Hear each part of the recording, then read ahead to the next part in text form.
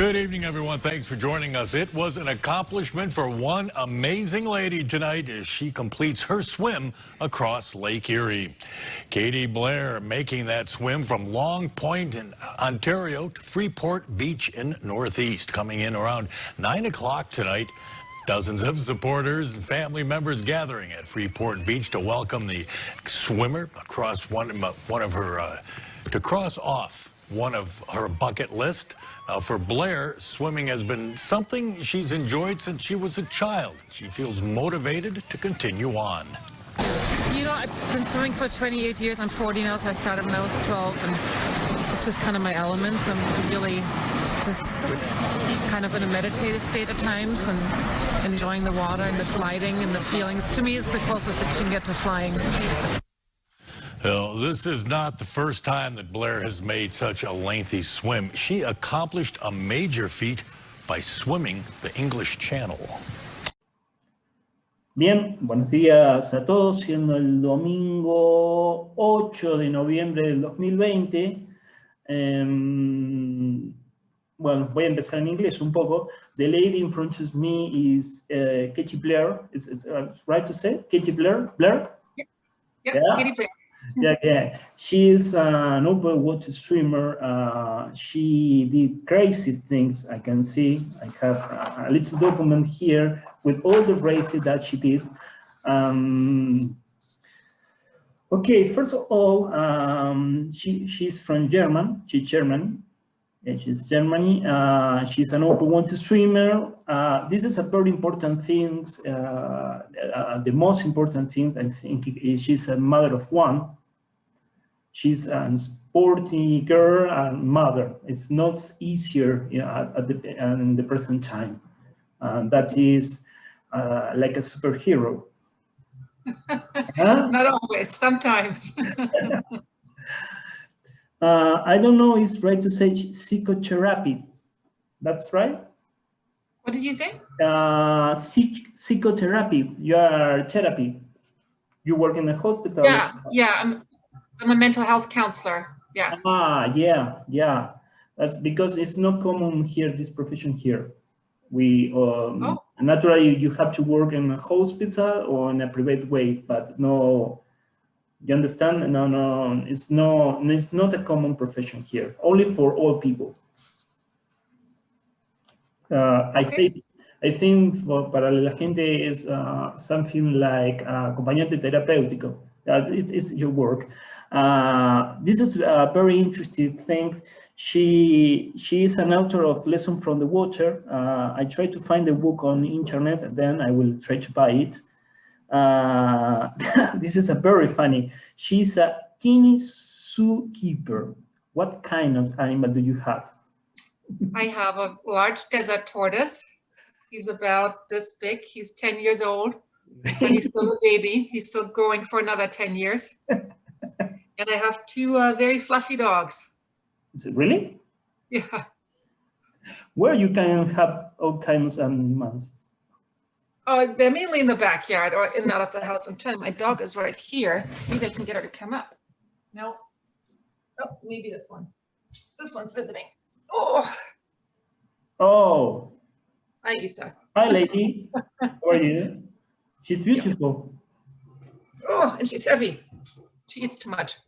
And you are living at the present time in Indiana. That's right? Yeah. Oh, okay. I did good my investigation on your Facebook. Okay, how are you, Katie? It's my pleasure to speak with you, really. Thank you for having me. Yeah, I'm very interested in common people who can do incredible things and at the same time have sons or daughter or whatever. Is a very important point because people think that to be an incredible person, sometimes you have to let everything. You can have family. You can. It's an incorrect idea sometimes. And tell me, I can't tell you your city name. Tell me where you born exactly. I was born in Mannheim in Germany, which is about an hour from Frankfurt. Again, please, can you repeat? Yeah, the town is called Mannheim. Okay.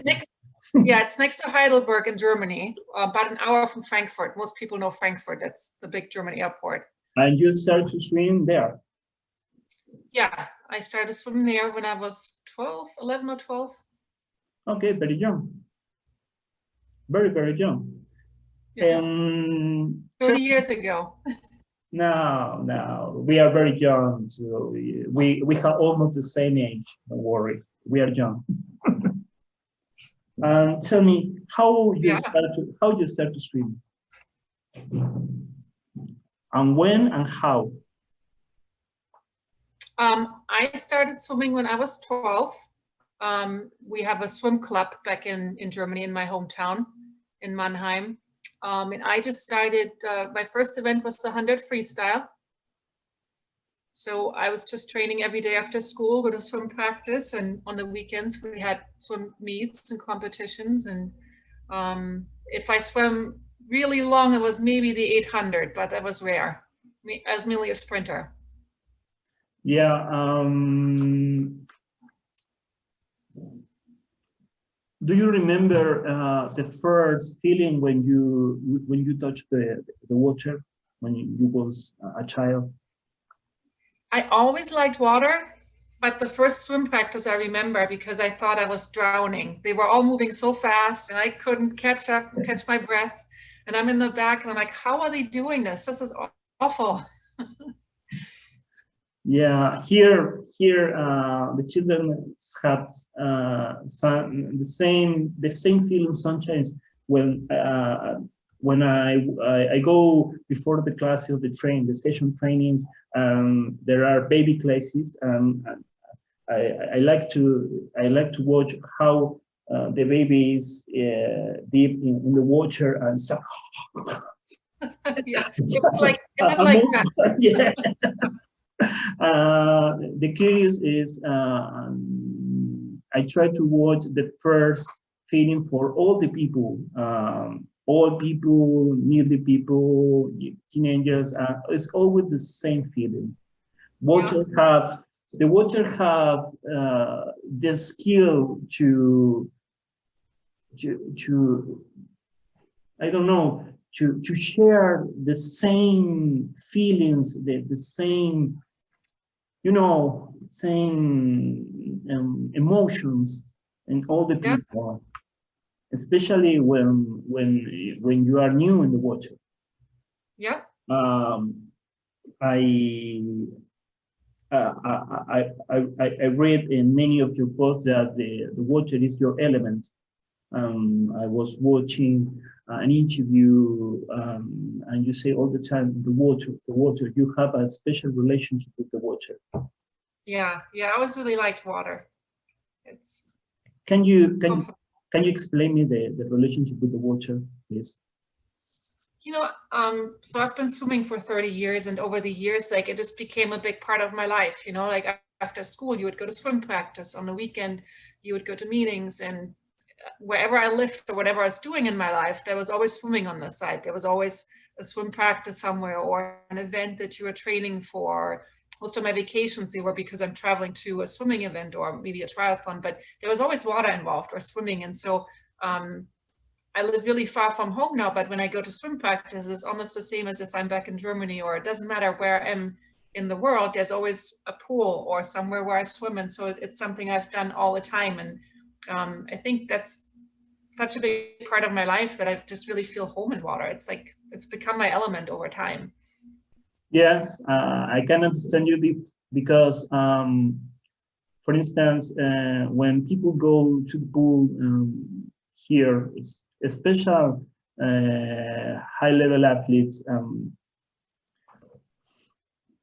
you can feel the energy like a group, like they can move for a series, for a set, for a special workout. sometimes they don't have energy, and the coach have to share her own energy to the team. And sometimes the team share the energy to the coach, and it's a crazy thing to explain to other people who doesn't swim. Yeah, it becomes a big part of your life and your daily routine. Tell me more about your book. You said about the pool? Your book, the book. Oh, my book. Yeah, my book is not only about swimming, it's a little bit about swimming. I have a copy here I can show you. But it is really more about my life story. So like even, for my first experiences with water when I was a child. And I did triathlon for some time. So it talks a little bit about when I was back in doing triathlons. I don't know if you can see this. Okay, you love long distance, I can see. Yeah, I like the long distance triathlons too. And then it talks about the different swims I've been to, and along with that, like the lessons that I've learned from the adventures, and talks a little bit about my life. And it was like this one thing, no matter what happened in my life, there was always swimming. And there was like, even if you have difficult things that happen in life, like as a swimmer, you learn to be disciplined, and you learn to work hard, and you learn to calm yourself and focus yourself on the goals. And so a lot of those skills, I think they've really helped with just everyday life stuff, in terms of being able to cope with things. How you can balance your lives like a swimmer and as a mother? How you can balance these two important things in your life? I was lucky because in the United States, many of the swimming pools are in gyms. So there's like a big fitness club, and they have a swimming pool, and then they also had daycare. So when my son was little, I'd bring him to the daycare, and he could play with other kids, and I could swim. But it's a lot of planning. Like most of my training during the week, I get up very early, I go to the pool, and then I go to work. And so I just have to plan my day so that I make sure I'm home when my son needs anything. Now he's a little bit older, so it's easier now. And sometimes it just means that you can't train as much as you want to, and you just gotta hope for the best when you go to your event, because it's not always perfect. So you just kind of, do what you can with what you have. Yeah, I can understand you. You can find this opportunity in the United States to like I can't always train, I can't train 6 hours a day. I don't have that kind of time, but if I only have 1 hour, I have to make sure I get a good 1 hour workout in. Yeah, you remember being a girl from Santa Fe, the same place where the race take place. This race, it's the name of this girl is Celeste Punet, and she's like you. It's long hair. She's an open water swimmer. She won in Canada, the one edition in Canada. She was training in Germany for two years when she was young, and I have a lot of chat with her. She always said that the only way that I can swim many hours in the river or in the ocean is because I always think in my daughter. And in the last times, she gave me the power to continue every meter, every hour, every moment. When I don't want to continue, or when I can eat some fruit or some water with the boat beside me, I can understand the signal that my coach tried to say me, move from here. She say always that his daughter give to her new energy for swim. It's the same for you? Yeah, I mean, you sacrifice time away from your family, and so you definitely think about that when you're swimming. Like if you want to quit, it's like, okay, I sacrificed time away from my son, so I better make this worthwhile, you know. But now that he's older, like I just swam in St. Lucia about a month ago, and he was on the boat for the first time, and that was really great. Like he was helping with feeding, and he's like, come on, keep swimming. That was really good. How old is your son now?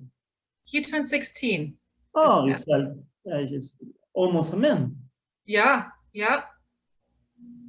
He has to do gathering, clean the house, everything for you. Yes, yeah. He had a birthday party last. It's no easier. Sometimes it's no easier to. No, it's different. Yeah. I can watch this situation all the time with the swimmers and fathers. You know. Yeah. Sometimes it's funny. Sometimes you have to put this face. Come on. Yeah. Sometimes I have to scare him a little bit. Okay. Why you decided to practice long distance? Because it's not the same to compete in the pool and compete in open water. It's a completely other thing. Why you decided? Yeah, really different. You know, when I was about 16 or 17, I shifted my focus from swimming to triathlon. Yes. And I did Ironman triathlon for 4 or 5 years. So I was still swimming, but not as much. And in triathlon, I really, really struggled running. I'm not a very good runner. It feels awful. And so eventually I quit triathlon just because I hated running. And my son was born in 2004, and I'm like, I will not do sports again. I'm kind of done. But then when he was a little bit older, about 5 or 6, I was in graduate school at Colorado State in America, and I met a group of people that were training for a local 10-kilometer swim in a mountain lake in Colorado. And I was like, I wonder if I could do that. So I started swimming again, and you know, I had the endurance sports background and the swimming background, and so it was nice because I could go do something really, really long, but there was no running. It was all swimming, so it was like perfect. And then I started training for the English Channel and trained with that little group in Colorado, and really developed a passion for it. The mental resilience that the water give to the people is superior to other sports. If you can swim like 37 kilometers, you can do everything in your life. I think it helps because you have to be hard-headed. So sometimes it helps. Yeah. Not always. No, why? Why not? Come on. Well, okay. So, you know, for example, if you're in a relationship, like a romantic relationship, being very hard-headed can be a challenge. Okay, come on. Stop. I think to swim 30 hours like you is easier than to have a romantic relationship for all life. Come on. Yeah, swimming is the easy part. Yeah. I think I prefer to go to the water. Yeah, it's easy. You just got to keep swimming. It's not complicated. It's not complicated. Only you are on the water and the animals inside the ocean. Yeah, that's the easy part. I saw some pictures with your son in a boat helping you. Yeah. That is. Can you describe the feeling to have your son beside you in the middle of the race or in the middle? Oh, I was so excited because it was the first time, because before then he was too young and he would not be allowed on the boats. But now, he was 15 at the time still, and it was the first time, and he always knew that I swam, but he's never seen it. It was kind of this weird thing. Mom sometimes goes on vacation and comes back with a bad sunburn and she swims, but he didn't know what it looks like, and he really liked it. He was very fascinated, and he wants to come with for the next swim again. And I think it helps him because he likes singing. He wants to be a singer, and he is in choir, and he has voice lessons, and he plays guitar and piano, but it helps him to see, to work hard for something. That's how you get good at it. And I think he uses that for his for his hobbies, like uses the same work ethic. So I think it helped him to see that it pays off if you work hard. You can do things that are not easy if you work hard enough for them. Sometimes to help the young people is not easy because sometimes we don't know what they want. They change ideas all the time. I have some situations with my team here, especially when they had around 17, 18, 19, and start the university, or the first girlfriend, the first boyfriend. Oh, I say, my God, I need passions. I need passions, and I have to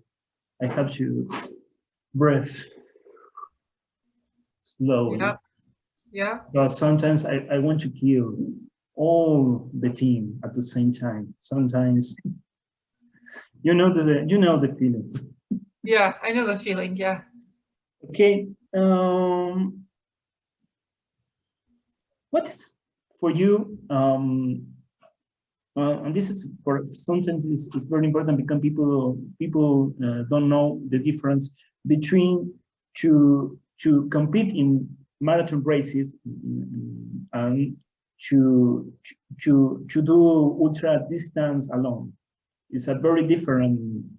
There are many different things. Yeah, so like a marathon swim race, like a 10K, it's really different because you have a lot of swimmers together racing against each other. But in ultra marathon swimming, it's almost like a mountain climbing, like an expedition. It is just you and your crew, and you have to usually wait for good enough weather. So there's not a set day and start time because you don't know when the weather is going to be right. So you have to be flexible, and you don't really have anybody else to swim with you or help you in the water. So it's a little bit different. It's a different feeling from racing in the pool or racing in open water. Did that answer your question? Yeah. I am trying to imagine you after 10 hours swimming and trying to find different answer to many questions in your head when you are. What kind of questions start to appear in your mind? I don't know, for me, like usually the first 3 or 4 or 5 hours of the swim, I think a lot. I'm like, worried if it's going to work out, and I'm worried about the weather, or, I just think a lot about different things. And as I keep going, I for me at least, my mind becomes a little bit more quiet, and I'm able to just focus on the water and don't have as many thoughts anymore. So it's more, it's almost like meditating a little bit, because you're just focused on that moment and on the water. And ideally, you don't think much like about, what you're doing. It's just kind of going automatic. Sometimes when I speak with other open water swimmers, they say I had to go through a threshold. And sometimes my mind is clean. It's clean totally. It's no matter the speed, or no matter the technique, or no matter the pain. I only have to go to my objective, to finish the race, and I start to feel as I don't know how to describe it, because sometimes it's a very difficult to explain when you pass a threshold, you pass a limit, and your mind starts to think nothing. What was the most difficult idea that you have to do, or you have to I try to find the correct word. Maybe the most difficult challenge that you have to do to finish a race. What was the most difficult situation that you have to pass? You have to beat in the middle of the race. Can you understand me? It kind of depends on the race, but I find if you have expectations, for example, in 2013, I was swimming in Hawaii from Molokai to Oahu. And I was thinking it was supposed to take about 12 hours, but the weather turned bad and it took 18 hours in the end. But I think it's really hard if you have the expectation, I'm going to be done in 12 hours. And then, you're not even close. And so you get very upset. You're like, well, I'm supposed to be done and it's not going well. And then it can be really hard to calm yourself. So I think the most difficult thing to overcome is your own expectations. If you were really clear, it's supposed to go this way, but it's not happening, you have to start letting that go and just swimming, half an hour at a time until you get there, and trying to let go of your frustration and your anger. That can be challenging. When I spoke with Mark Allen and I did the same question, he told me that I started to enjoy the island. For instance, in Kona, when he finished the first Ironman when he won the first Ironman, he said, for instance, I had got everything. I was fit, I was strong, but my mind was in other place. I needed to have to put focus on the race and not in Dave Scott beside me. He told me that he went to New Zealand to work with one special person, a chairman person, Brian Seguda. He told me that Brett said, you only have to endure the race. This is the only way that you can pass all the adversity problems. It's the only way. Don't think in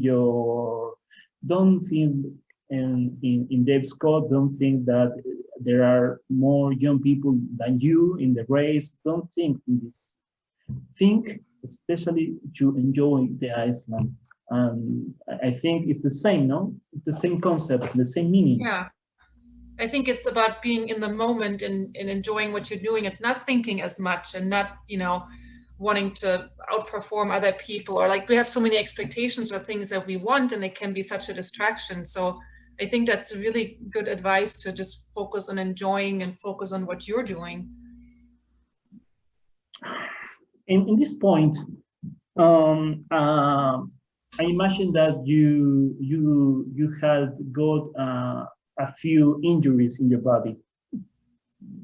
Not too many. I've been fairly lucky. Not too many injuries. No, really? Well, you're a lucky woman. Yeah. Maybe I don't train enough. Maybe. How many hours do you train per day? Only about, so on a regular day, about 1.5 or 2 hours. And then on the weekends, I do longer swims, depending on what time of the year. And like for, St. Lucia, I do like a 6-hour Saturday morning swim. But on my weekdays, I can only swim one time in the morning and then I have to go to work. Oh, okay. In this point, what an injury means for you? What does it mean, the injury for you? Well, I think part of the reason why I haven't been injured much lately is like, maybe 10, 15 years ago, if my shoulder was hurting and I would have practice, I'm like, I'm going to do it anyway. And I would just ignore it. And I would, take a pill that, maybe take a pain pill and just swim anyway. And now that I'm older, I'm like, oh, this doesn't feel so good. I'm going to just not swim the whole practice, or I'm going to take a day off. And I think because of that, I don't get injured as much anymore. when you're younger, you always want to push through it. You're like, ah, it's not a big deal. I can still do it. Yeah. When you get injured. Yeah. I don't know. The natural question is how affect an injury emotionally to, an athlete or one person. Oh, it can be really devastating because, you know, we like to do things with our body, and then if our body can't do them because we're sick or injured, it's very frustrating. Yeah, very frustrating, especially when you, at the present time, for instance, I have a girl, an athlete girl, who broke this finger while riding in the bicycle. You know, a car opened the door suddenly and passed. She went to the street. I think, oh my God, what? Because she, at the present time, she every Friday have an accident on the bicycle. Oh my goodness. Yeah, sometimes it's something that you have to work because it's the same day, at more or less at the same time. Yeah, it's superstitious. For instance, well, it broke this finger. She started to think, oh, I will lose everything that I did all the entire year, especially this year. This year is very particular because the pandemic started to create strange ideas in the people. Things that we had never thought that would happen, and we say, emotionally, she tried to make more things, thinking that she will lose everything, and you know, crushed in the wall again, and crushed in the wall and again and again and again. And sometimes I think someone had to breathe and stop everything. It's okay, I say that, but sometimes for me it's impossible. I work 11, 12 hours per day. Sometimes I have to speak with fathers, I have to speak with older athletes, I have to speak with young athletes, with all athletes and all the problems. You know, sometimes you have to be a psychologist. Yeah. There are people, but at the present time with this pandemic, people can recover from bad ideas. You know, sometimes you have a bad idea, but the next day, okay, I will try to fix this problem. But today, I am watching different things from the people. I don't know if in the United States it's the same or another country the same. I spoke before to speak with you with a friend from Italy and say the same. In Italy, people is a little scared for the situation, and they have a second situation of coronavirus, and people is terrific for what will happen in the future.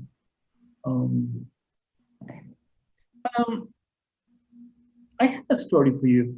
I was thinking how I can tell you, but I have a story for you. From the last race, the last Santa Fe Corona, yeah, the winner was Guillermo Bertola, a swimmer from here, from my city, Cordoba.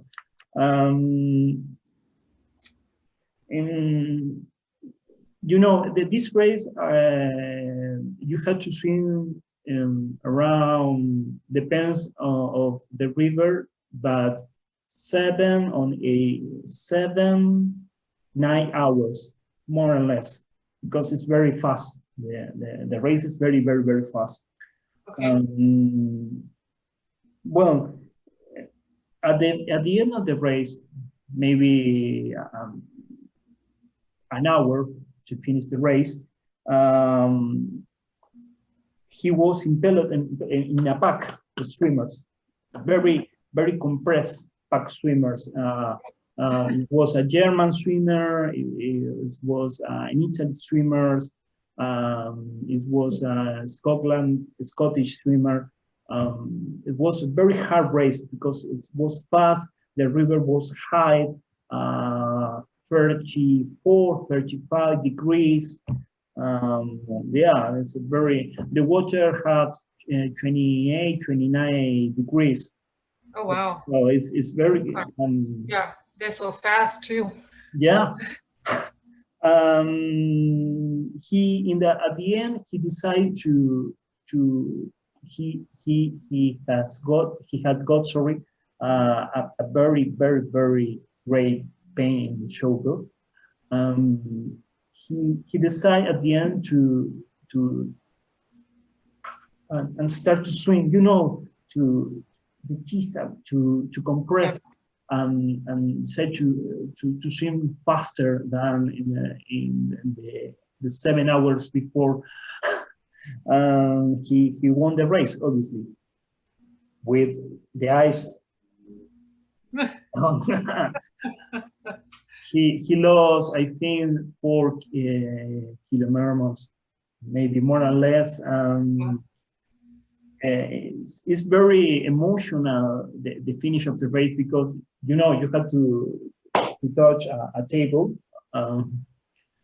When we was returning to the hotel in the bus, I was sitting next to him and asked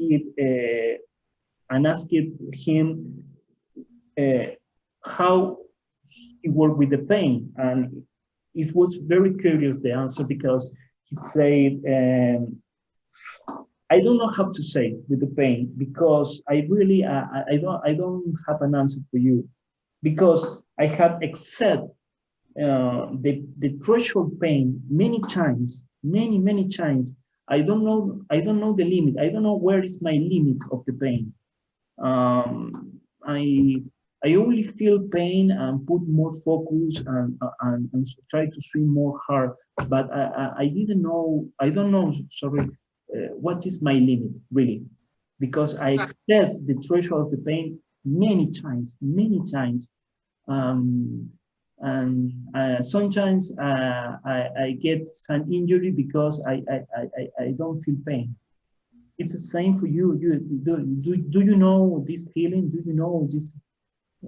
You know, I don't feel like I swim at that level as, you know, as this amazing athlete, but it's amazing. Yeah, I'm not, I've never been to the Olympics. I'm not very fast. I just swim very long distances. And for me, but it's, you know, it's like you're focused on your goal. So I can relate to just kind of, if something hurts at that point, if you're in a race, or if you're, you know, out in the ocean, you're trying to finish your swim, you kind of pluck that out. So you kind of just accept it. It's like, okay, the shoulder hurts, but I have a job to do. And then you focus back on your job. So I can relate to being able to just kind of observe something hurting, but you don't necessarily, you know, assume that means you can't finish or you can't keep going. So I think as athletes over time, you know, we become a little bit more comfortable with pain than most people. Okay, that is a very important concept, because he keep going with pain all the time. For instance, a typical workout for him is 10 per 1,000 butterfly with 1 minute rest. Oh my God. And you understand? This kind of workout can... He works out a lot harder than me. Yeah, yeah, but it's the only way to support this kind of races. Yeah, that's amazing. Or for instance, he did the year ago 2. I don't remember. Okay, 2 per 10,000 kilometers in the pool, and a short course pool. Can you understand? Oh, I can understand the pain. Did somebody count for him at least? Yeah. When he finished the workout, I was watching him, and I said, I thought to do one more? No, no, no, it's finished. Ah, okay. Nothing happened. Nothing happened. That's an incredible story from the swimmers. That is a great story. Why you decide to go to the United States? My son's father was stationed in Germany with the American Army. Ah, okay. And so I followed him to the United States, and then I've been here ever since. What is the most important lesson that you learned from the water and from the sport? Probably self-discipline, you know, understanding that if I have a goal, if I want to accomplish something, then I have to work hard and I have to be disciplined about it. You know, I think swimming is very boring sometimes. Swimming 10,000 meters in a pool is very boring. And so you have to be very focused and you have to be able to motivate yourself. And that helps in other areas too, I think, you know, like with your schoolwork or with, you know, at your job, it helps to have that discipline. Sometimes people don't understand your lifestyle. You and other streamers, I try to speak in general words. Yeah. But sometimes the common people try to answer the question, why you do that? Why you enjoy to stay in the pool many hours or in the sea? Why? And the answer is very individual. You heard your own answer. What is your answer? Why? I love the adventure of being out in the ocean. It's beautiful. You're out in nature. You know, you're in the middle of the ocean seeing the sunset, or you're seeing you know, a whale swimming underneath you. It's just an amazing adventure. And I think in our everyday lives, everything is always the same. And so it's really nice to have a big adventure where you're not entirely sure if you can make it or not. And you're actually physically testing your limits. We don't do that much anymore. So I think it's in sports, you still have an opportunity to have adventure. Testing your limits. Okay. Sometimes it's no easier. You have to find your motivation for test your limits. What did you find your limit? No, I don't think so. Like, you know, I just had to swim in St. Lucia and we didn't finish the second leg of the swim. So in a way there was a limit, but at the same time, like I had a lot of issues with my mouth. It was very swollen, but I already decided to go back and we're going to try to swim further, try at least.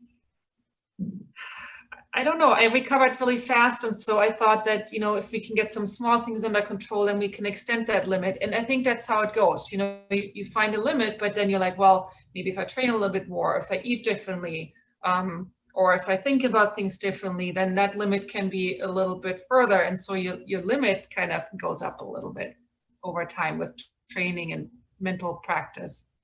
So okay, so only a person who try to put his limit increases can understand the answer. Because it's not the same when you are young, or it's not the same when you are an adult. It's not the same the way that you can see the life, especially when you try to balance all your life around the swimming. Sometimes people don't understand why someone do that they have to do or they want to do. Yeah, like it makes me feel alive. An important question here could be, you have the same energy today than the last year? Well, you know, as I've been getting older as an athlete, I've noticed your speed goes first. So about maybe 2 or 3 years ago, 2018, I tried to do the 100 freestyle and I trained for it for a little bit. And I was like, let's just see how this goes. It's not the same. So I think your body changes, but I think mentally, like at least in your 40s still. I don't know how it's going to be in 10 years, but I feel like mentally I'm calmer, and I can do long swims now that I couldn't have done 5 years ago. Just emotionally, I couldn't have done them. I wouldn't have had the patience, you know? Yes, I am thinking in this point, for you, what is important in life? What is important in your life? You know, having special experiences, like making the most out of your life, going to a beautiful place and, you know, spending a few days swimming there with my son on the boat, and meeting wonderful people as we're doing that, and getting to know a new country. So I would say, you know, meaningful relationships with people, and doing things in nature, and just being able to enjoy that, and being healthy enough still to enjoy that. Yeah, I have the idea that it's important that a son or a daughter can see a father making a sport. It's very, very important, because it's for instance, you can teach with not intention to teach discipline. You can teach ways to do things, emotion, how you can control emotion, and sometimes children need to reflect, like a mirror. They need a guide what they have to do, especially at the present times. Sometimes it's very difficult to work with kids, or to be a mother, for instance. It's sometimes it's difficult, and it's very important that your son can see you and stay with you when you try to swim 30 hours in the sea. It's very important. Maybe you will see the importance of your sporty figure in the future. Maybe. Oh, hi, it's there beside you. Hey, you want to go? He says he's just getting some food. He's having breakfast. Okay. At the age, they need to eat all the time. Hi. Good tall. He's very tall. Ah, okay. Yeah. Hi, how are you? My name is Alejandro. Nice to meet you. Well, nice to meet you. My name's Action. Your mother told me that you try to sing. You are practicing to sing. Yeah. That's great. Music is one of the most wonderful things in the world. Every expression of music, I think. What kind of music do you like? Musical. I go in many genres. I don't really have a genre. I just don't like classical music. That's the only one. Oh, okay. I'm fanatic of Pearl Jam, for instance. Yeah. I went to many concerts here in Argentina. You can have breakfast, Jess. Thank you for saying hello. Oh, he looks strong. Here, I'm just having coffee. Oh, he escaped. Yeah, I know. Yeah. Always hungry. Tell me, for you, what is the meaning of passion? That you enjoy what you're doing, that you're doing it with your heart and soul. You're not just doing it, you know, to win something or for some other reason. You're actually enjoying it. What is the meaning of depression for you? You said depression? Yeah, to stay under pressure. Like to be down and depressed? Exactly.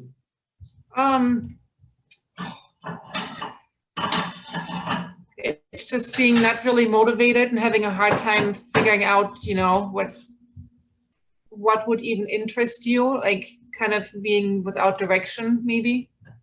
Maybe, yes. The meaning for me changed around 3, 4, 5 years all the time.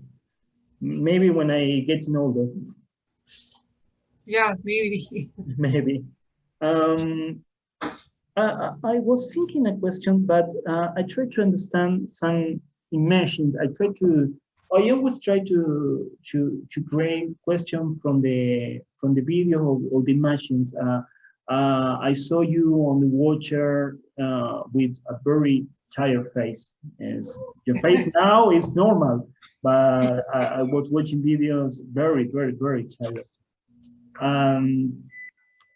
The question is, what are you looking for every time that you dip into the ocean? You know, I think I'm kind of a little bit addicted to trying to find that limit. So like I'm looking to see how much further I can go, and there's always a challenge to each swim, and in a way sometimes I wonder, like, is it ever going to be enough? You know, even if you made it, then you're like, well, I made it, now I got to push it further and find a new adventure. And so I think I'm a little bit addicted to that challenge, like to see how far I can go, that excitement, like it's not guaranteed, you're out in the unknown, you're not entirely sure if you're going to make it or not. I think that's what really attracts me to it. Suddenly I'm thinking, what kind of person emerges from the water when you finish a race or finish a marathon?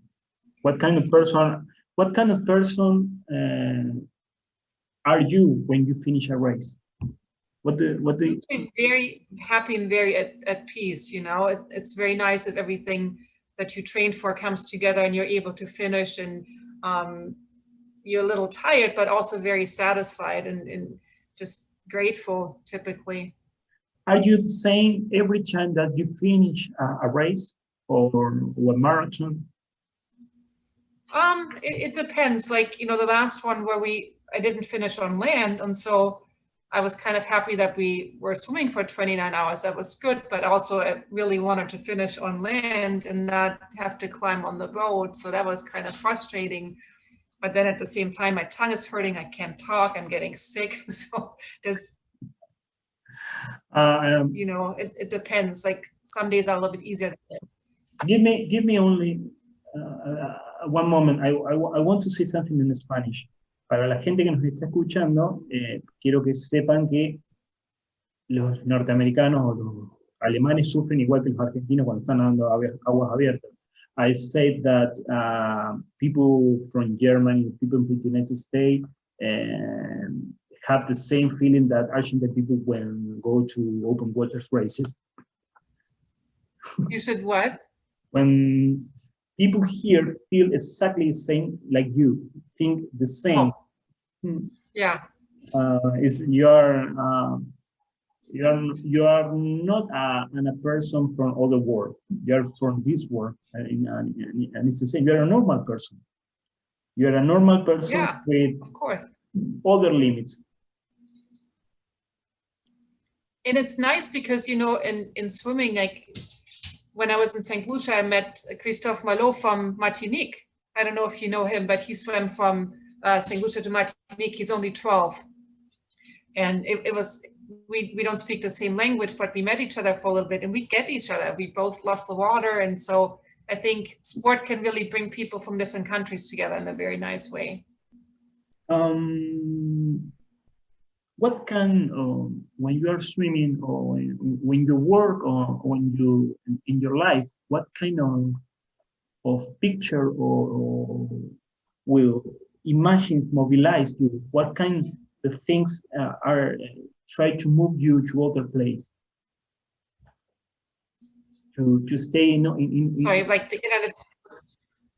For instance,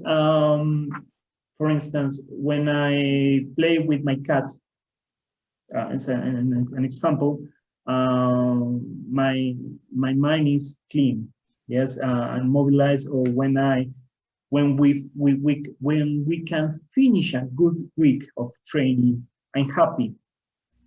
I'm happy for the students. I'm happy for me. I'm happy for the philosophy of the training.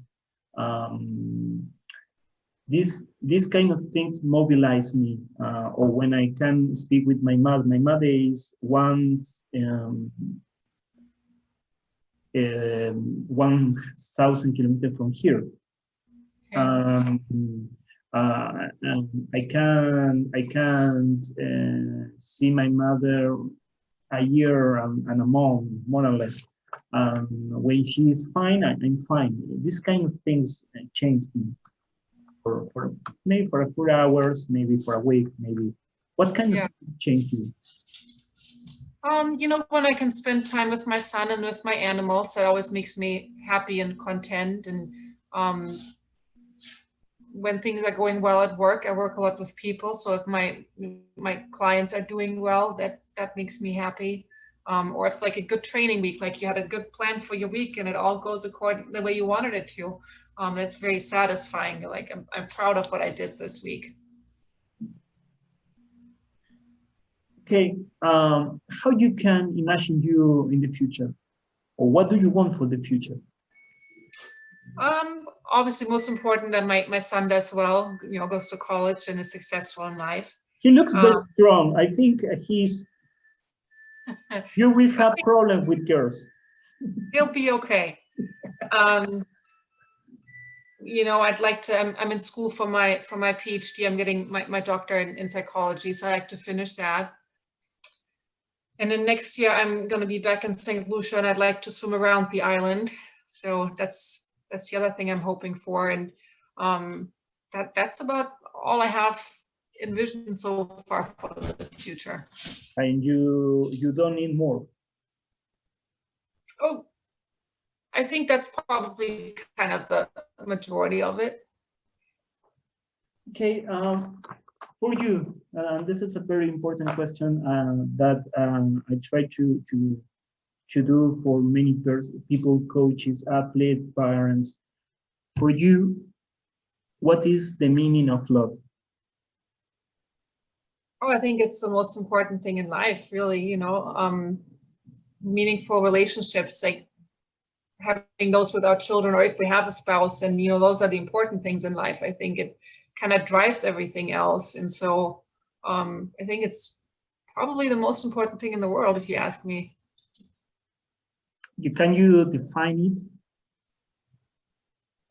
I don't know. I'm still looking. Maybe like one day I'll be out in the ocean, I'll bump into another marathon swimmer. Yeah, I received from many people different definition of love. Maybe the most important definition that I hear is to make yourself in front of the person. Be yourself in front of the person, like without I don't know, problems, without scares, without mask, without being comfortable. Maybe it's a good answer. I don't know it's a complete answer, but maybe it's a good answer. Maybe, I don't know, really. No, I think that's a good answer. The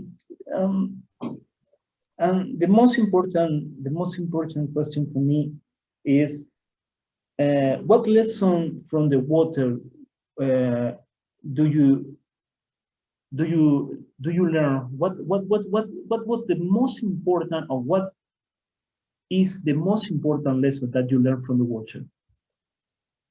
I would say that to be good at doing something, you have to put effort into it consistently. So I guess the lesson would be that, you know, if you want to accomplish anything in life, it doesn't matter what it is, you have to persistently every day put an effort for it. And then eventually there's going to be failures and setbacks, but you have to continue to keep going, and eventually you're going to get to your goal. But it probably taught me to be consistent, like being hard-headed again, you know? Consistency. Yeah, consistency is probably the one thing that it taught me. Okay. If you have to give an advice for a person, for instance, because I like your story, because you are mother of one and swimmer and a professional. That is not common. It's very important sometimes to don't have excuse to say, oh, I can't do that because I had a son, I have a daughter, I have a family, or I have a career to put attention. What is your advice for all the people want to do something different and put excuses all the time? I think, first of all, looking at how does that person use their time? Like, are you watching TV for 2 or 3 hours every day? What could you do with that time that would maybe be more meaningful? Or are you spending a lot of time on your phone every day? And, people always say they don't have time to do things, but if you really want to, I think you can find areas in your day and use that time intentionally to do things that are exceptional that you want to be doing. Yeah, that's right. Yes, it's okay. Yeah, I completely agree with you. Okay, thank you very much for your time. Really, I enjoyed this chat with you. I enjoyed your song. It's huge. Yeah, it's huge. Yeah, all my best for you, for your son, and for your career. Thank you. I hope you can finish all the channels that you want to get. Thank you. I appreciate it. And let me know if you have any questions. You can always just send me a message. Okay. Thank you very much for your time. Bye. Best wishes. Bye. Bye.